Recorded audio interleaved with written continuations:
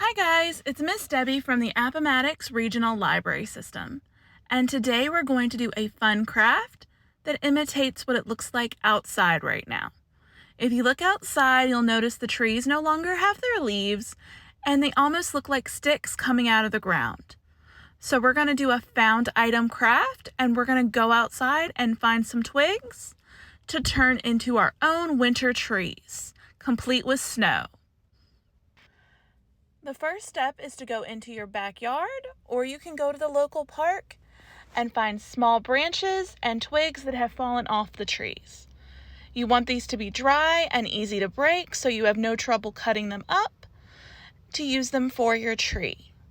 You will want these to be small since you're going to glue the pieces onto a piece of paper. You don't need them to be huge or thick. Once you've finished gathering your limbs, it's time to start breaking them down and sorting them.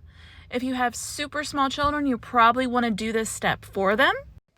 When it comes to breaking down your branches, I recommend starting off by taking off all the excess pieces, anything hanging down. After that, look and see if what you're left with is large enough to use as the trunk of your tree. If it is, set it to the side and then start breaking everything else down into 3 to 4 inch pieces to use as branches for your tree. Everything you're cutting and breaking should be small enough to be easily cut with your scissors so you don't risk hurting yourself. I had a lot of bushes in my yard, and these actually made amazing branches for my tree. I just had to pull everything off with my hand and then cut them into the perfect length.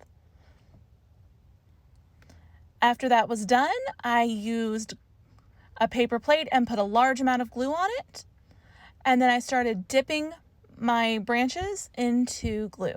I started with a large one for the trunk of the tree. And then I started building off of that with small branches. And allow your child to do this any way they want. If you notice in the opening, there's a few trees that don't quite look like trees, but the children liked how they turned out. It made them happy. So that's all that matters, really, is that they're expressing themselves through art. This project will take about an hour to dry for your limbs to no longer be movable. And you may want to let your child have a break in between building their tree and painting it to allow the tree limbs to dry so they don't end up messing up their tree. Once my tree was dry, I started painting it.